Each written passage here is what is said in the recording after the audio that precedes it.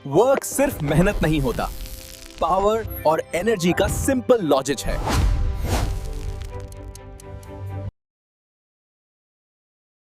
कार्य, शक्ति, ऊर्जा, ये 3 शब्द हम सब रोजाना इस्तेमाल करते हैं, है ना? पर फिजिक्स की दुनिया में इनके मायने कुछ अलग ही हैं, कुछ खास हैं। और सच कहूं तो अक्सर इनमें बड़ा कंफ्यूजन हो जाता है। तो चलिए आज एक मजेदार कहानी से इस कंफ्यूजन की गुत्थी को हमेशा के लिए सुलझाते हैं। तो ये जो सवाल है ना कि इन तीनों में आखिर फर्क क्या है, ये सिर्फ हमारा ही सवाल नहीं है। ये सवाल 9वीं क्लास के एक स्टूडेंट रवि को भी बहुत परेशान कर रहा था। एग्जाम सर पर थे और उसका दिमाग बस इसी एक सवाल पर आकर अटक गया था। तो क्यों ना आज हम रवि के साथ ही चलें और इस सवाल का जवाब ढूंढें। तो होता यूं है कि एक दिन रवि स्कूल से घर लौटता है। उसका बैग बहुत भारी और उसे चढ़नी थी सीढ़ियां। दूसरी मंजिल तक पहुंचा ही था कि बेचारा हांफने लगा और अपनी मम्मी से बोला, मम्मी मैं तो बहुत वर्क कर रहा हूं। अब उसकी मम्मी मुस्कुराईं। उन्होंने बस एक लाइन कही जिसने रवि का दिमाग घुमा दिया। उन्होंने कहा, बेटा सिर्फ थक जाने को वर्क नहीं कहते। तो सवाल ये उठता है कि अगर थकना वर्क नहीं है तो फिर फिजिक्स की नज़र में कार्य या वर्क का असली मतलब है क्या? चलिए इसी को समझते हैं। ये हमारी रोजमर्रा की सोच से थोड़ा हटकर है और हमारी कहानी की असली शुरुआत भी यहीं से होती है। अगले दिन रवि क्लास में पहुंचा। उसकी टीचर ने एक बड़ा ही सिंपल सा एक्सपेरिमेंट किया। उन्होंने एक मोटी सी किताब उठाई और उसे बस अपने हाथ में ऐसे ही पकड़कर खड़ी हो गई। फिर उन्होंने बच्चों से पूछा, बताओ क्या मैं कोई कार्य कर रही हूँ? जरा एक पल के लिए सोचिए, इसका क्या जवाब हो सकता है? अब देखिए, ज्यादातर बच्चों ने क्या कहा होगा? जाहिर है, हाँ भाई किताब पकड़ने में मेहनत तो लगती है, हाथ दुखने लगता है। लेकिन फिजिक्स का जवाब था नहीं, बिल्कुल भी नहीं। है ना चौंकाने वाली बात? पर इसी जवाब में फिजिक्स का एक बहुत बड़ा नियम छिपा है। तो नियम ये है फिजिक्स की भाषा में, कार्य तभी होता है जब 2 चीजें हों। एक, आपने फोर्स यानी बल लगाया हो, और 2, उस फोर्स के वजह से कोई चीज अपनी जगह से हिली हो, मतलब उसमें डिस्प्लेसमेंट हुआ हो। सोचिए, अगर कोई दीवार को पूरी ताकत से धक्का दे, पर दीवार तो 1 इंच भी नहीं हिली, तो डिस्प्लेसमेंट कितना हुआ? 0।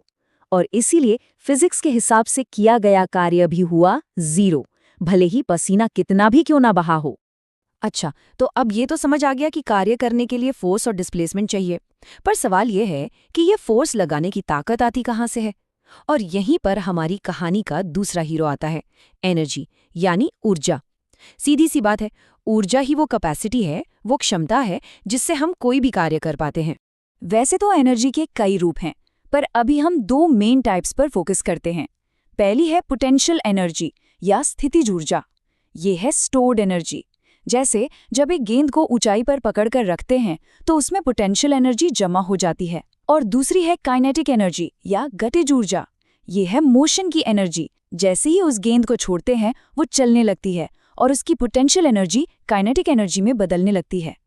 और यही तो कमाल है, वो गेंद जब नीचे गिरती है तो उसकी पोटेंशियल एनर्जी काइनेटिक एनर्जी में कन्वर्ट हो रही होती है।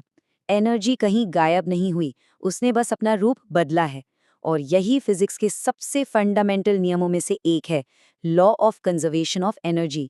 ऊर्जा न तो बनती है न ही नष्ट होती है, बस एक फॉर्म से दूसरे फॉर्म में बदल जाती है। तो ठीक है, कार्य समझ लिया, ऊर्जा भी समझ लिया। अब बारी है हमारे तीसरे और आखिरी कॉन्सेप्ट की।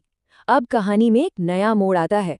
अब सवाल ये नहीं है कि कितना काम किया, सवाल ये है कि काम कितनी तेजी से किया। और बस इसी तेजी का नाम है शक्ति या पावर। इसको समझने का सबसे अच्छा तरीका है रवि और उसके दोस्त अर्जुन की एक साइकिल रेस। मान लीजिए दोनों को 100 मीटर तक जाना है, यानी फिजिक्स के हिसाब से दोनों को काम तो बराबर ही करना है। पर एक ट्विस्ट है, अर्जुन ने वो रेस 10 सेकंड में पूरी कर ली और रवि को लगे 20 सेकंड। तो अब बताइए पावर किसकी ज्यादा थी? जाहिर सी बात है अर्जुन की, क्योंकि उसने वही काम आधे समय में कर दिखाया। तो पावर का फंडा बहुत सीधा है। ये काम करने की रफ्तार है, उसका रेट है। कितना काम कितने समय में किया गया, बस यही है पावर। जिसने कम समय लिया उसकी पावर ज्यादा। सिंपल। चलिए अब इन तीनों को एक साथ जोड़कर देखते हैं। एक प्रैक्टिकल एग्जाम्पल से ये और भी साफ हो जाएगा। तो वापस आते हैं रवि पर। मान लीजिए उसे 5 किलो की एक किताब को जमीन से 2 मीटर ऊपर उठाना है। यहाँ वो ग्रेविटी के खिलाफ फोर्स लगा रहा है ना? तो वर्क का फॉर्मूला होगा mgh, जहाँ m है मास, g है ग्रेविटी और h है हाइट। वैल्यूज डालते हैं। 5 किलो, ग्रेविटी को हम 10 मान लेते हैं आसानी के लिए, और हाइट है 2 मीटर्स। तो जवाब क्या आया? 100 जूल्स। जूल ये वर्क और एनर्जी की यूनिट है। अब रवि को चमका कि जब वो सीढ़ियां चढ़ रहा था तो वो असल में जूल्स में वर्क कर रहा था। अब जब ये सारी चीजें रवि को समझ आ गईं, उस रात पता है क्या हुआ? उसे एक बहुत बड़ी बात समझ आई। उसे एहसास हुआ कि ये सिर्फ किताबों में लिखे फॉर्मूले नहीं है, ये तो वो नियम है जिनसे पूरी दुनिया, पूरा यूनिवर्स चल रहा है। उसके दिमाग में एक पूरी तस्वीर बन गई। सूरज से एनर्जी पौधों में आती है, पौधे खाना बनाते हैं, हम वो खाना खाते हैं और हमें एनर्जी मिलती है, और फिर उसी एनर्जी से हम कोई भी काम कर पाते हैं। ये तो एनर्जी का एक अंतहीन चक्र है। सब कुछ एक दूसरे से जुड़ा हुआ है, सब कुछ ऊर्जा का ही खेल है। तो चलिए इस पूरी कहानी को 3 लाइनों में समेटते हैं।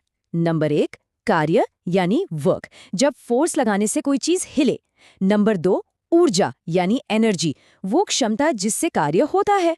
और नंबर 3, शक्ति यानी पावर, कार्य कितनी तेजी से हो रहा है। और रवि को जो सबसे बड़ी सीख मिली वो शायद हम सबके लिए है। फिजिक्स या कोई भी साइंस रटने की चीज नहीं है, ये कॉन्सेप्ट को समझने का नाम है। एक बार कॉन्सेप्ट दिमाग में बैठ गया ना, तो फॉर्मूले तो बस उसकी बात की कहानी है, वो खुद ब खुद याद हो जाते हैं। तो अब जब वर्क, एनर्जी और पावर का ये कनेक्शन एकदम क्रिस्टल क्लियर हो गया है, तो एक सवाल के साथ इसे खत्म करते हैं।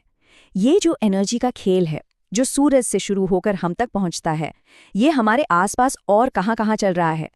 जरा अपने चारों ओर देखिए और सोचिए।